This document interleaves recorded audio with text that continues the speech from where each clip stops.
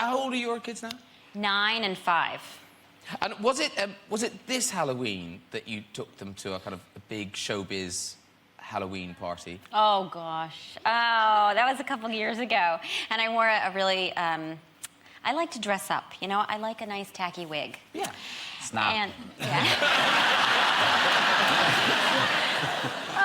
so I did the whole thing with the face makeup and the whole thing, and we showed up at the party, and the kids were escorted to one side. This is where the kids go, and then the woman said to me, well, the help goes that way, so you need to go over there and entertain the children. I said, no, those are my kids. It's Reese. She said, oh, don't worry about it.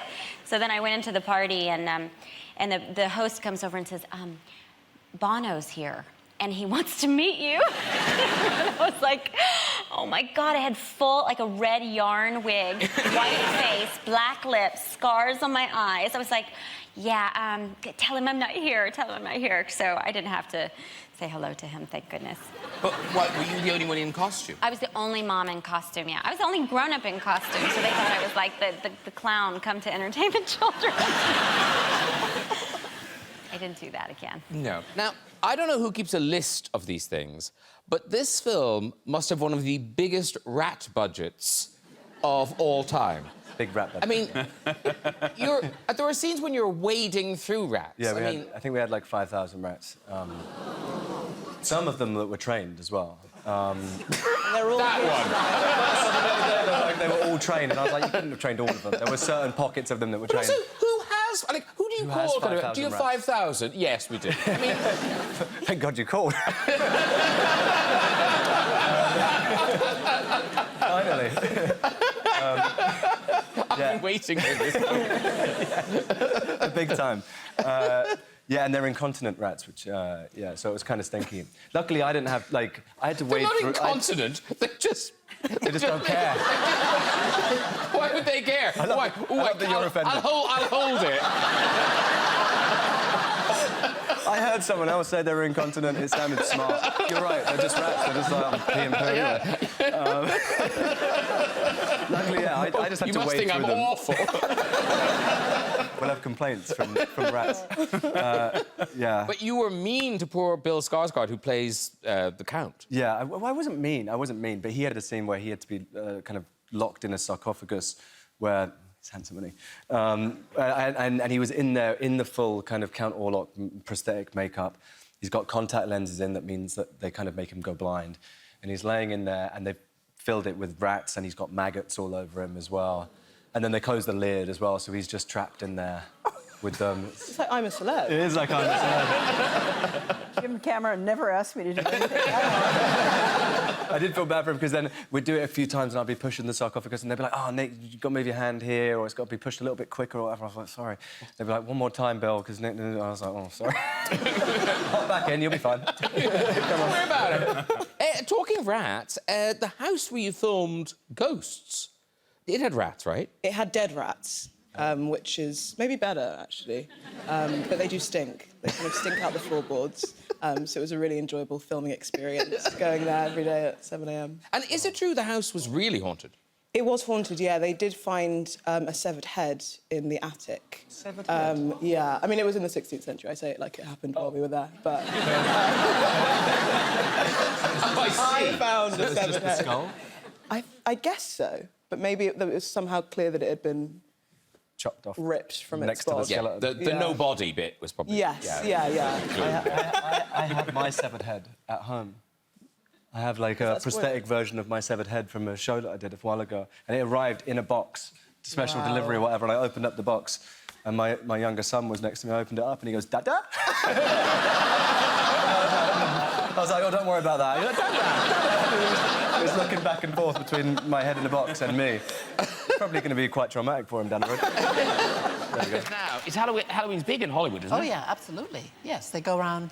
We have a haunted house in Beverly Hills that they all go and they stand out and they throw out candy, and the security guards give out candy in the other houses.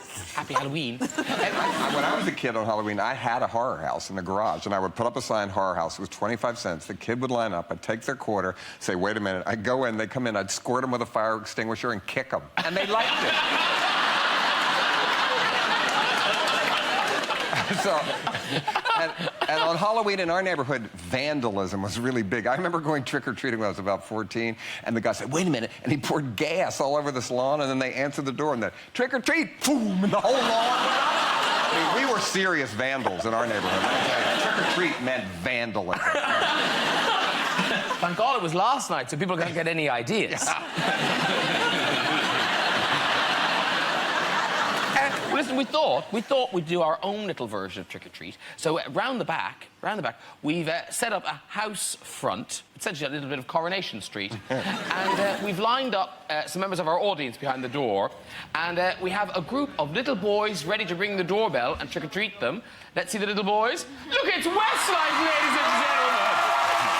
Woo! Okay, what have you got? What have you got there? Lovely guns. Guns, guns. Halloween stuff. What, I tell you, that cannon's impressive down the end.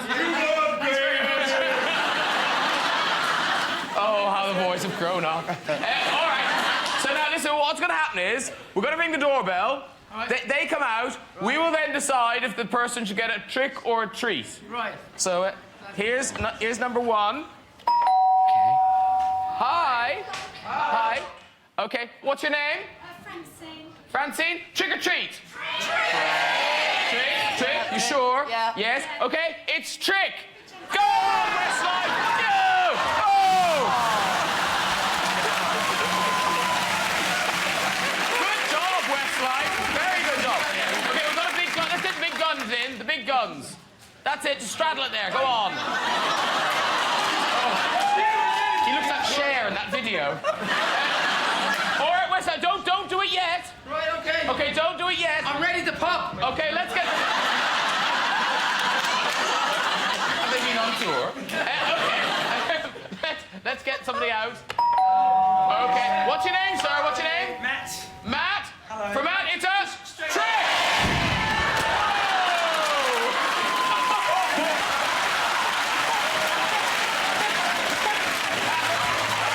Happy Halloween, Matt! Okay, next one. Hello? Trick or treat? Trick!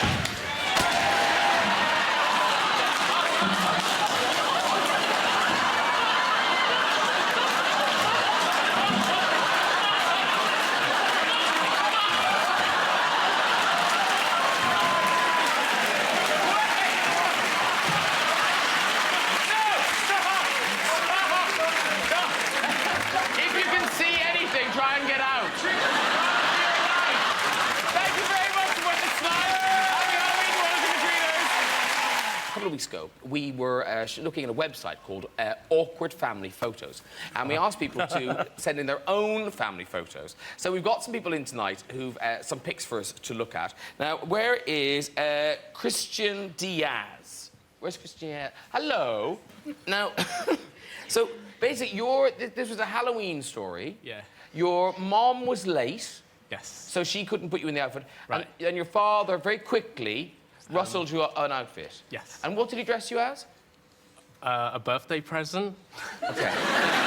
We have a photograph of Christian dressed as a birthday present at Halloween. Now, bear in mind, the father only had a few minutes to throw this together. Incredible. Look at this.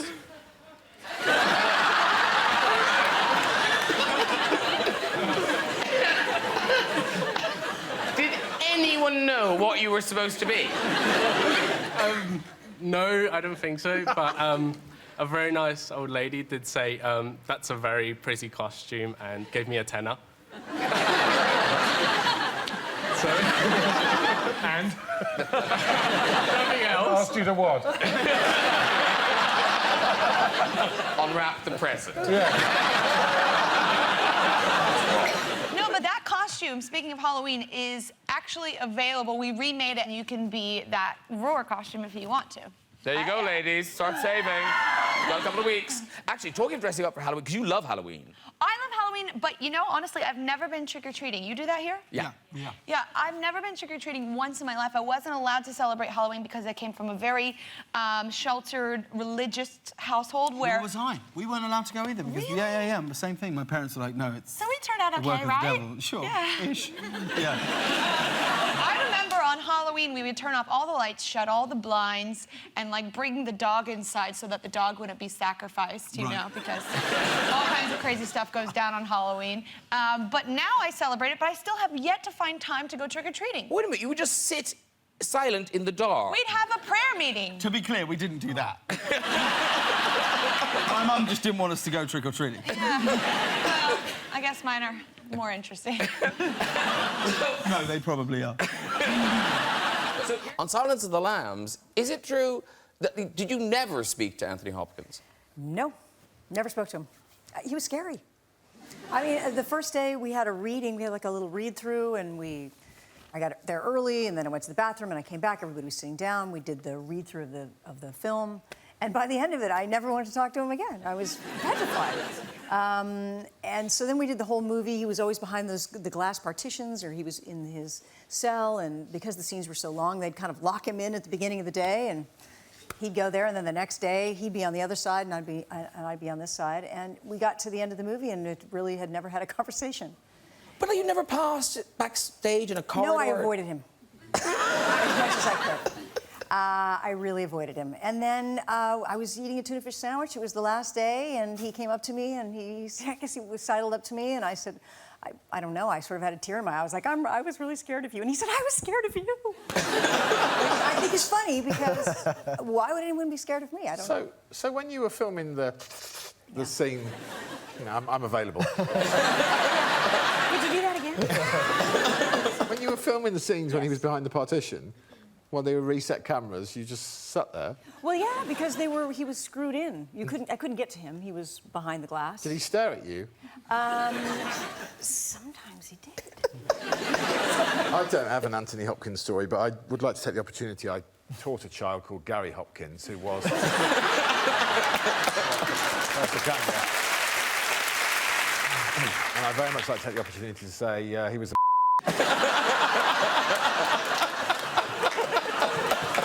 Your mom? My mother. Your mother? Yes. No, she was English, wasn't she? Yeah. And she was a costume designer? Yeah, she was, yeah. We've got a picture. She apparently... Oh, my gosh. I know. She designed what Dolly is wearing on this. Wow. I love this show. But this outfit was in your house. Yeah, I wore that for Halloween. And you're not joking, are you? No. But Dolly is famously... I mean, how did you... There was some room. Right, yeah. Where did you go wearing that? Did you go door to door? Did you trick and treat in it? Well, I wasn't like 14. You know, I was 16. What did I do? I got on public transportation. Well, the thing was, I didn't have the shoes. So I had that whole thing. I had the ears, I had the bow tie, I had the top. I didn't have the cufflink. And then it was the stockings that I didn't shave my legs, and I was wearing these really ratty sneakers. And then I was on the streetcar going to this fete, a Halloween party at the Performing Arts High School that I went to. And did you have this with you? I was wearing it. It was winter. I was there. I was like But no, because that. you'd have to have this with you so people knew just how cool your costume was. I know, it was well made. Yeah. You can't, no. No. Come on. No. I want your full attention. You have it. Where did you guys find this? It's mine.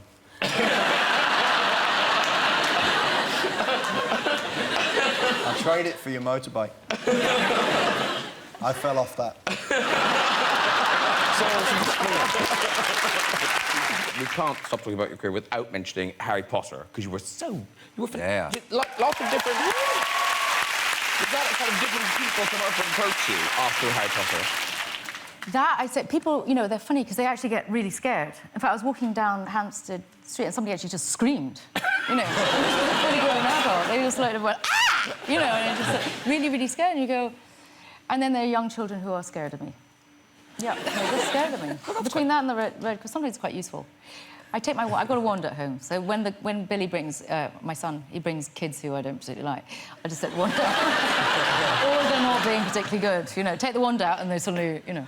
At Halloween, presumably trick-or-treating, people just run away from your house screaming. Oh, so good!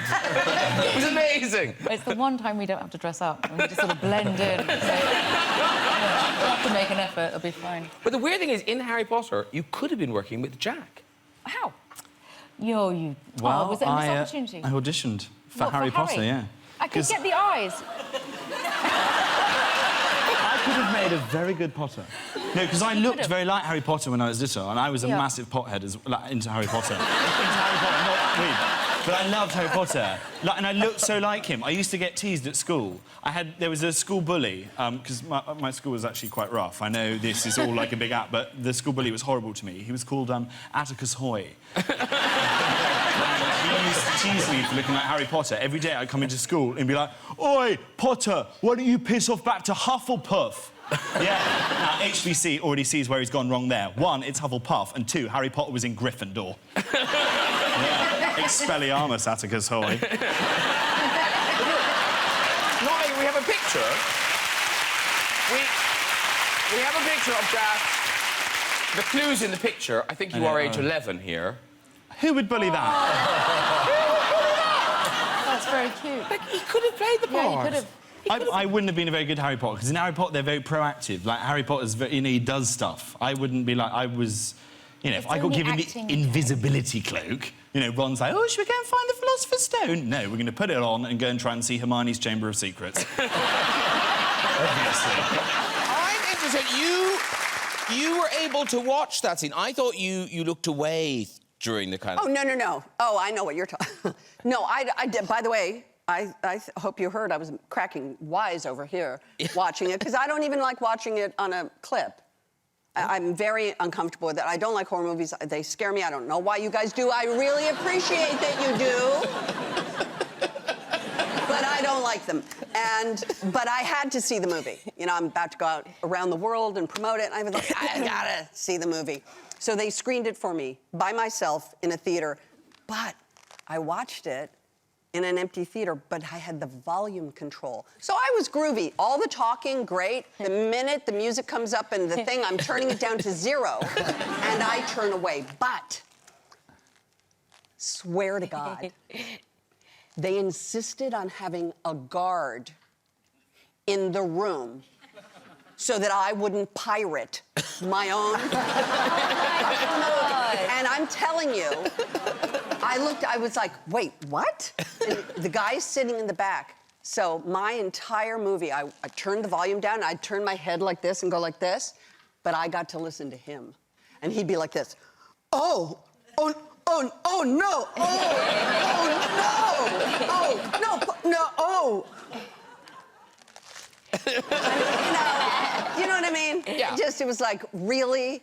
I'm gonna pirate my own movie. Yeah. But Sell it to China. I'm not great. I did look away. But when I watched it.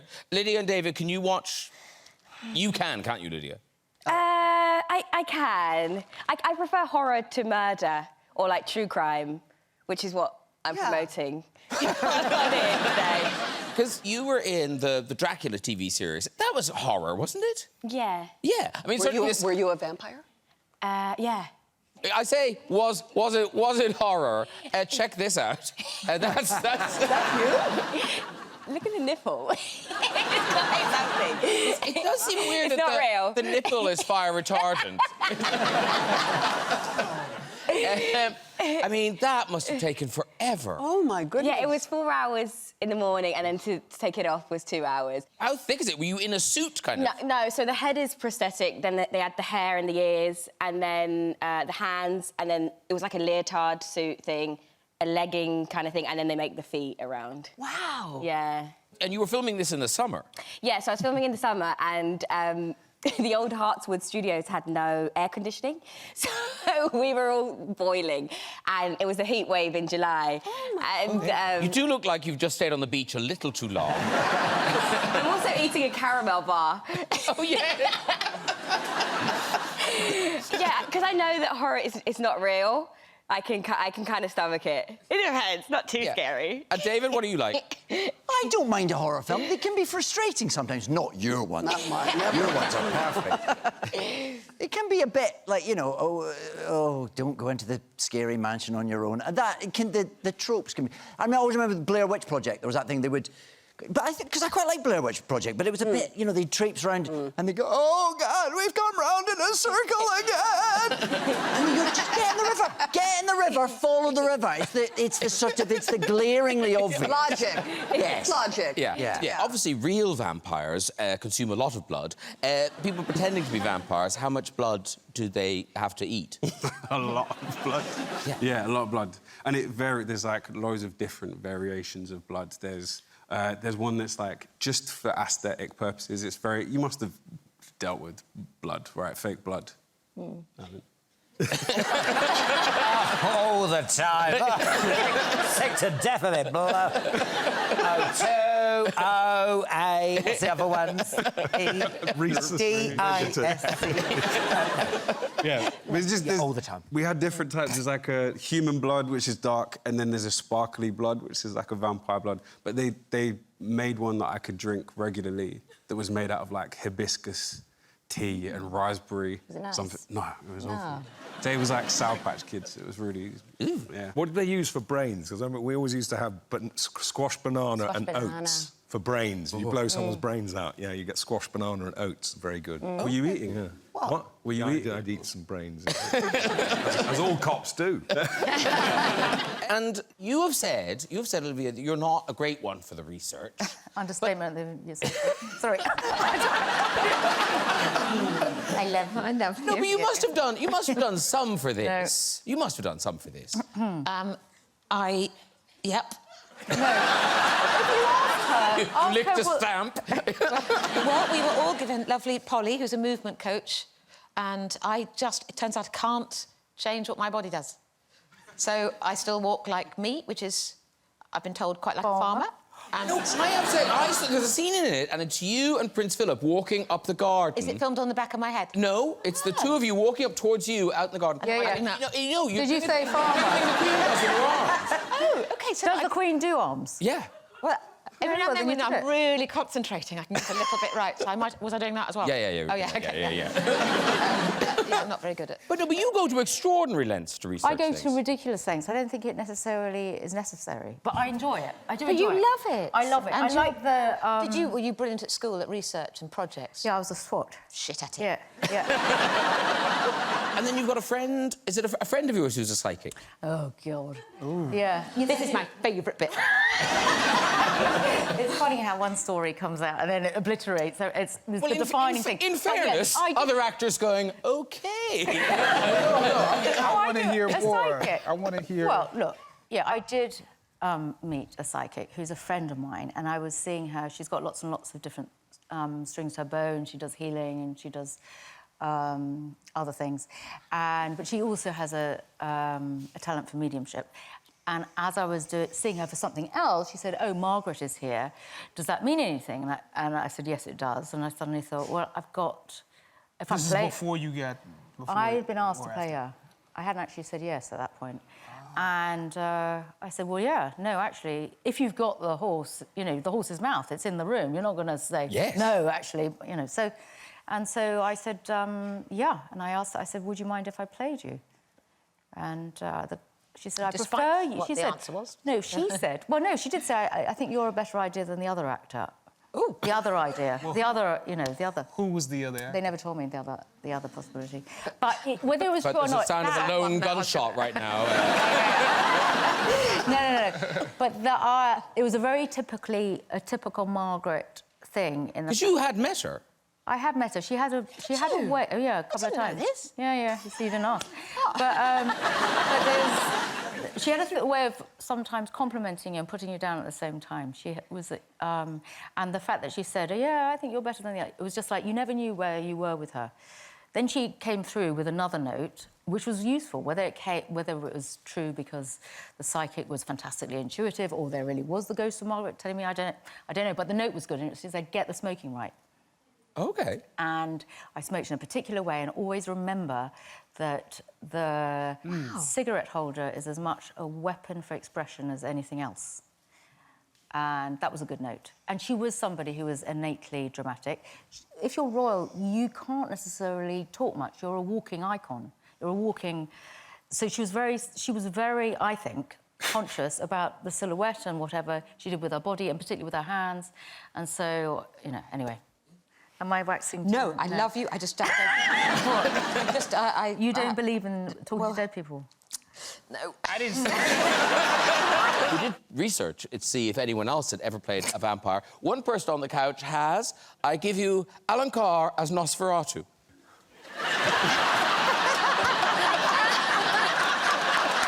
I know. Or Yoda. Yeah. Oh, you should see me hiss. It's like Demon Yoda. It took me forever to be that. It's awful, isn't it? I don't even look sinister. No, it's sort of like if he came towards you like that, you'd be like, oh, go on then. You want to hold saying that. Oh, lovely. Hey, and Alan, let's also mention you are reuniting with your good friend Amanda Holden in Amanda and Alan's Italian Job. It started earlier tonight on BBC One at 8:30, and it continues on Fridays. You are doing up another house in Italy. The last one, you raised how much for Children in Need? £130,000. Yeah, I know. I was really surprised.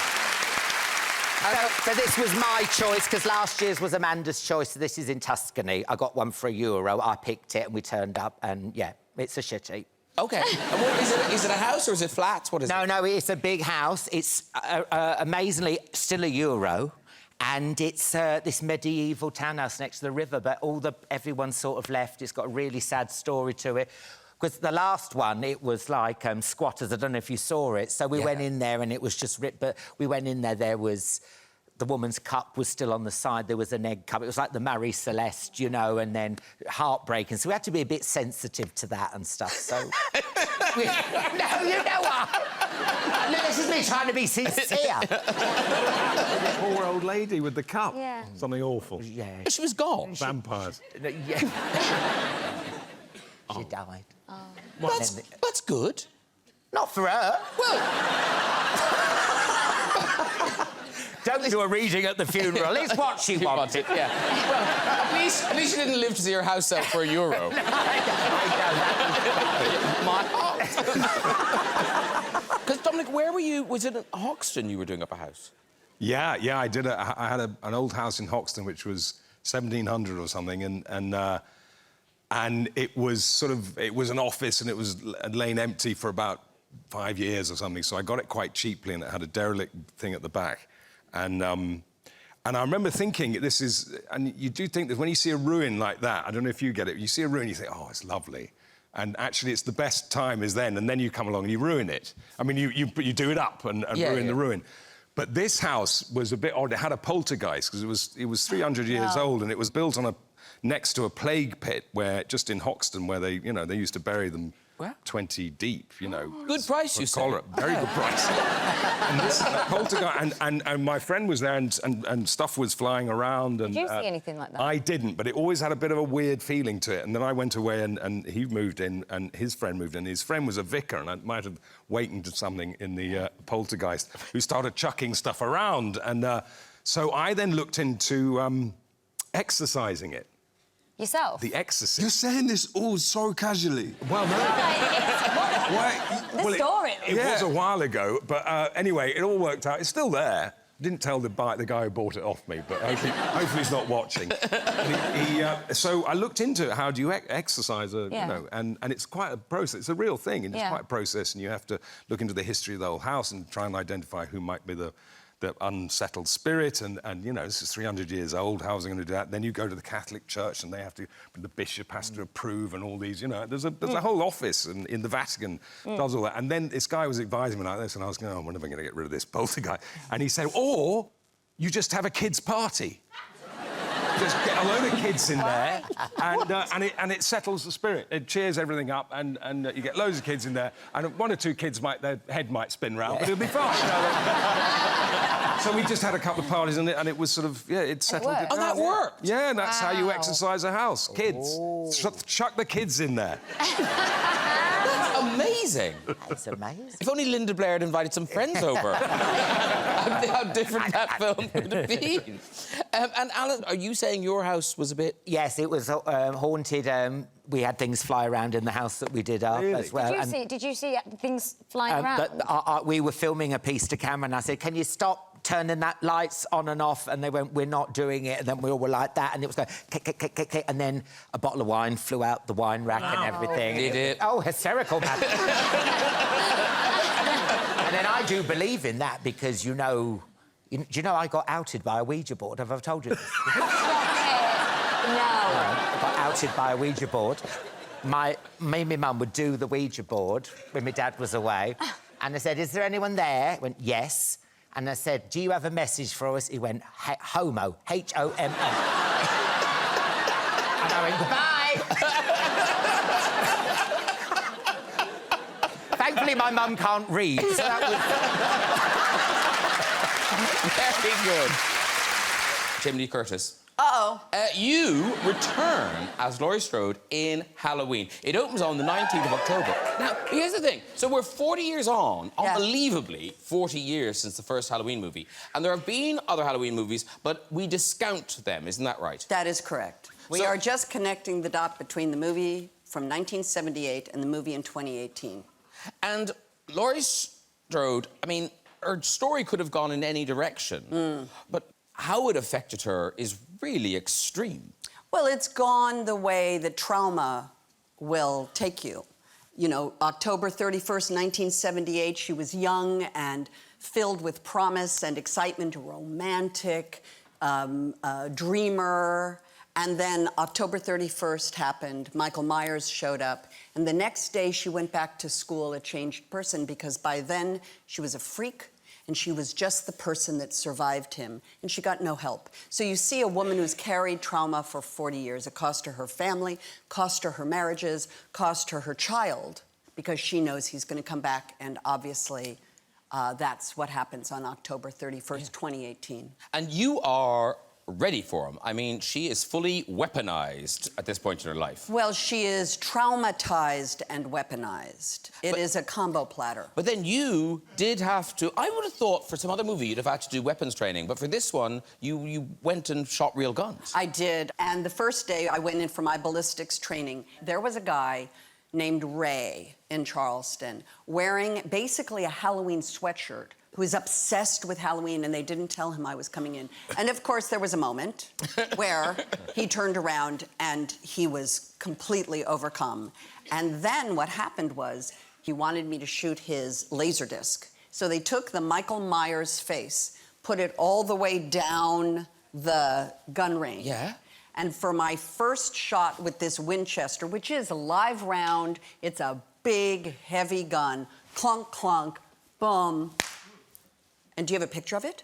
No, do we have a picture of it? Do you? There is a picture that exists. Oh, I'm sorry. Did you give it to us? No, I thought maybe they would have looked it up on my Instagram site, because I mentioned that it was on there. Oh, I'll tell you what I'll do. I'll say, yes, we do, here it is, and then tomorrow night on telly, it'll magically be there. Okay, so... Watch this. Watch this. So, there I was, Winchester in hand, boom, boom, live round, boom. Wow, and I think we've got the picture. Do you have a picture of it? Wow! Pretty good. Right between the eyes, that Michael Myers. Yeah, I could see that. Yes. Yes, I could see that. Ray was very, very happy. I bet he was. Listen, we've got a clip. Isn't show business fun? Or it's not in the show tomorrow night and we all just look like idiots. I say I watched this film, I probably saw maybe a third of it. Most of it, I was just like, oh, make it stop. I will say this, the movie is incredibly intense, very, very, very scary. And I can't end tonight without talking about probably the most iconic scene you've been in, the scene in Alien when the creature bursts out of the chest, John Hurt's chest. You've spoilt it for me now. It's going to ruin your experience. I can remember. We got told to be quiet when we went to see it because we were screaming too much. No, and you've got to think it's meant to make you scream. We obviously overdid it slightly. But What kind of gang were you with, Graham? Well, no, but I read, and this seems incredible. I mean, you and other cast members talking about the filming, that in that scene with John Hurt, that you weren't entirely clear about what was going to happen. We knew what happened in the script. We knew that something came out of John Hurt's chest because his line was, oh my goo-ah. Yes. And he never delivered that line. He came up with something better. But when we got down to the set, everyone was in raincoats, which should have given us a clue. We knew that this would happen, but we did not know how they would make it happen, because this was before CGI. So everything you see in the film is actually happening. And I think there's a great master where you see the whole cast kind of going, because something does happen. It happened effortlessly with just a few, I don't know, hoses and things like that. And we're all just astonished because it was so real. Well, look, we think we worked out how it was done, right? Really? Yeah. So, we have a prop. We have a prop. So if we want to come over and check it out to tell us if this is how it's done. So come with me. Now, Sandy, you've never seen the... Do you want to be John Hurt? I don't know. Is it a good part? Yes. You can be John Hurt. It's memorable. So, basically, this is... I'll take this off here. We go like that. There's a little seat in there. Oh, lovely. Thank you. So you hop on there. Now you put your little... Not little. You're just your arms. I'll shove you in. There you go. My arm's in here. There we go. Into the little sleeves there. Okay. Is this sort of what it was like?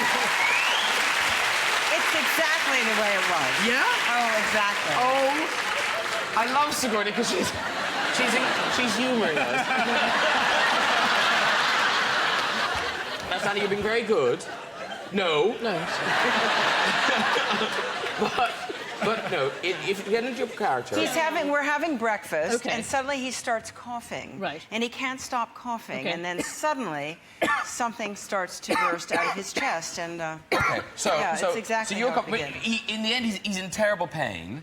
We're going a bit hysterical. Is this right? Yes. Okay, all right. so you're thrashing around. Just move a leg. You're thrashing. Okay. We're doing a bit of screaming and maybe moving backwards. Yes.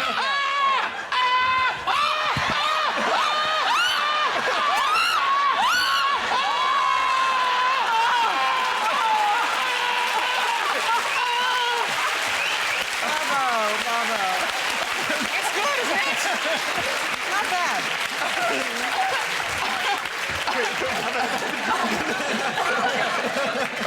Oh, my God! I have never seen that film. It looks a little like a Tyrannosaurus Rex. I bet no one has ever seen it from this angle. Isn't